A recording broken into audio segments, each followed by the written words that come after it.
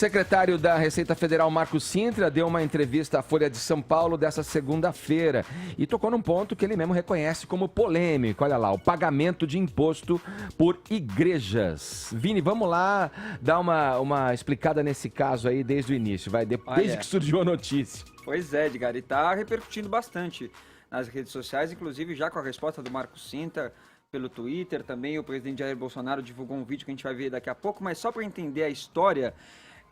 Edgar, essa entrevista que foi veiculada aí pela Folha do Marcos Cintra, dizendo que existe uma intenção dele de promover aí uma reforma tributária, Edgar, onde ele quer fazer o quê? Tirar aquele imposto que incide sobre os nossos salários, né? Aquela contribuição dos salários de toda a população, o que hoje representa aí, segundo ele, 350 bilhões de reais, tanto para os empregadores tanto para os empregados. E aí, o que ele faria? Criaria um novo imposto, uma nova alíquota que poderia gerar aí em torno de 1%, que incidiria sobre todos os pagamentos, sobre todas as transações. Isso seria dividido, 0,5% para quem está pagando, 0,5% também para quem está recebendo. Isso em qualquer pagamento. E ele vai propor, Edgar, que esse imposto seja cobrado, como eu disse, em todas as transações com base universal, inclusive com relação às igrejas, inclusive com relação ao dízimo, ou seja, extinguindo aquela imunidade tributária para as instituições religiosas e filantrópicas, o que hoje é algo contra a nossa Constituição. A Paulinha leu aqui, né, logo no início do programa, a Constituição que cerca, que protege as igrejas e as instituições religiosas. É, né? O artigo 150 da Constituição Federal. 150 da Constituição Federal, desse tipo de imposto. Então, o que seria feito? Uma proposta de emenda para mudar essa Constituição. E aí também já começaram a perguntar, mas isso não é uma espécie de CPMF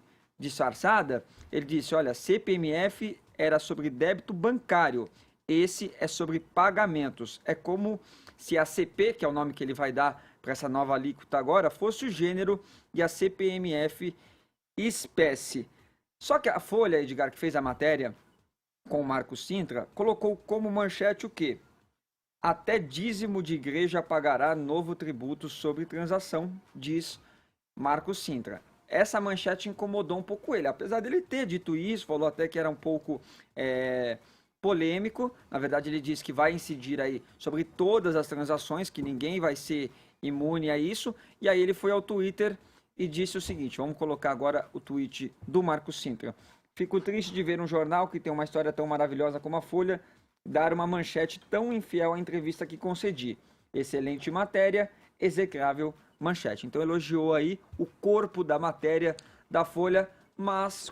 Esse comentário, Vini, é pós-pronunciamento do presidente, é isso? Exatamente, que a gente vai ver agora, Edgar, a palavra do Bolsonaro, que inclusive ele fez esse tweet e agora o Bolsonaro tem assinado alguns tweets. Que eu acho que é pra gente saber se é ele mesmo. No fim? Não, no começo ali do tweet, ele colocou... Na conta dele mesmo. Tô ele até assina. entrando aqui pra ver. Ele colocou assim, ó, nenhum novo imposto será criado. E embaixo, Jair Bolsonaro, presidente. Ele tem feito isso em alguns tweets. E também divulgou um vídeo, Edgar, negando essa informação sobre a nova criação de imposto. Vamos ver. Bom dia a todos. Fui surpreendido nessa manhã por a declaração do nosso secretário da Receita de que seria criado um novo imposto para as igrejas.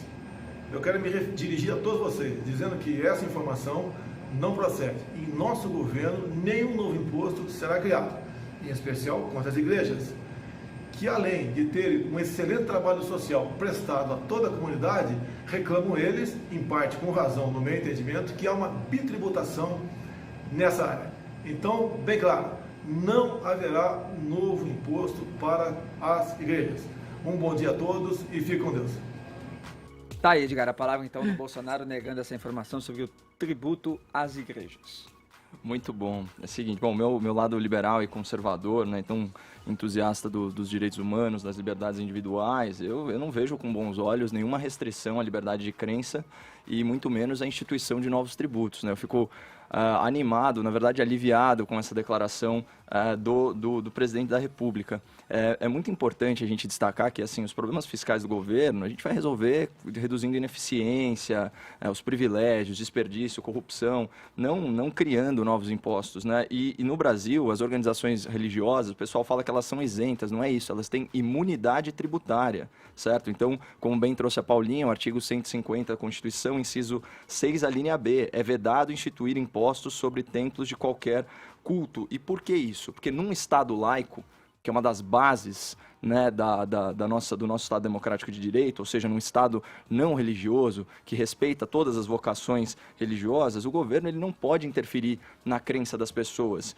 E se a gente parar para pensar, o imposto ele é sim uma interferência, porque à força o governo vai e confisca uma parte do patrimônio. Quando você tira dinheiro de uma organização, seja ela de qual modo for, você está, ainda que de forma indireta, limitando o seu alcance e restringindo a sua liberdade. É emblemático que o presidente, claro que num ato falho, ele falou de imposto contra as igrejas, porque tem realmente essa noção. E outra coisa, muita gente defende a tributação da igreja como uma forma de punição aos charlatães da fé. Agora, imposto não é ferramenta de direito penal. Então, os crimes que esses charlatães costumam cometer, então, lavagem de dinheiro, abuso psicológico, extorsão, tudo isso já tem legislação no direito penal para ir atrás dos caras. Mas, Caio, não é só isso também, né? É um pouco de exploração da fé alheia, porque a gente vê muita igreja prometendo tratamentos milagrosos se você aumenta dízimo e etc. Tanto que tem igreja que aceita dízimo no débito.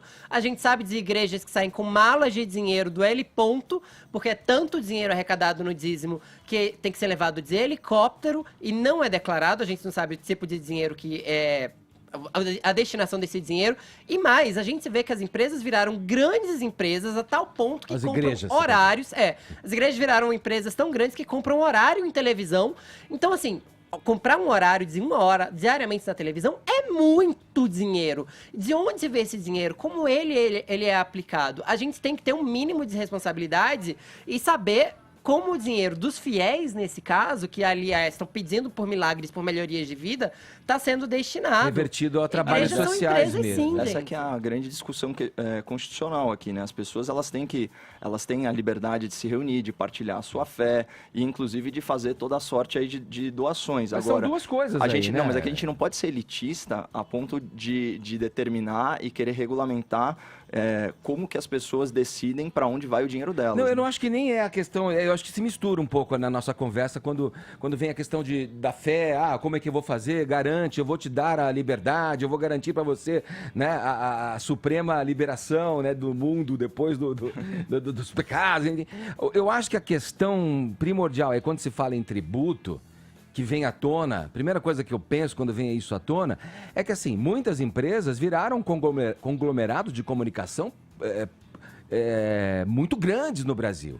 Como é que não se confunde as operações, as áreas em que atuam? Tem umas regras aqui para você ter que cumprir, né? No caso das igrejas, não remunerar seus dirigentes de forma ilícita, aplicar integralmente os recursos da manutenção e desenvolvimento nos seus objetivos sociais, manter escrituração contábil de suas receitas e despesas, conservar pelo prazo de 5 anos os documentos que comprovem as operações financeiras e patrimoniais, apresentar declaração de rendimentos à Receita, recolher os tributos referentes aos pagamentos, aos rendimentos dos empregados, cumprir obrigações acessórias daí decorrentes, né? Tem uma série de regras. Tem tem igreja que vende óleo, que vende medalhas milagrosas e coisas assim, tipo. Vira uma comercialização na minha ideia, um conflito existente aí, né? Um conflito de interesses, quando você é dono, por exemplo, de uma grande emissora de televisão. Isso não estou falando só de evangélico, a Igreja Católica também, com os canais destinados a propagar a sua mensagem, quer dizer, vai se confundindo, né, a questão da fé com a questão de você transformar a fé numa mercadoria. Isso é muito perigoso. No caso das igrejas neopentecostais, muitos dos líderes ali exercem cargos de direção nessas empresas. É no mínimo temerário você misturar essas duas coisas. Eu acho que teria que tributar, já que essas empresas extrapolam o âmbito só de professar a fé. As empresas têm que ser tributadas. Levar o conforto. Isso não tem dúvida, mas assim, aqui o ponto da discussão é justamente aquele que eu falei, do charlatanismo da fé. Mas quem somos nós para julgar a fé alheia e como que as pessoas se organizam de forma religiosa? Não, a gente não está julgando, a gente está trazendo para uma reflexão só, como as coisas são. Será que esse é o caminho? Porque quando a lei foi talvez elaborada, Caio, esse modelo de igrejas, seitas, enfim, cultos, não existia desta forma. Mas o fiel, ele quer que a sua igreja cresça. Ele quer que a palavra de Cristo, no caso dos evangélicos, seja amplamente divulgada. Essa é a definição de evangelização. Então, vamos dizer assim, a forma como essas igrejas procedem, a associação com empresas de comunicação, está alinhado com a fé dos fiéis, que sempre tem a opção de parar de frequentar a igreja. Então, a gente tem que começar a respeitar, não ser paternalista, não ser elitista, e respeitar os atos de vontade da população. Sim, e é inevitável também pensar, eu acho que também pensar na questão do presidente se manifestando com relação a isso. Os evangélicos foi um grande ativo político dele também, Sim, né? Tem essa questão política. Tem essa questão política que entra no bojo dessa discussão.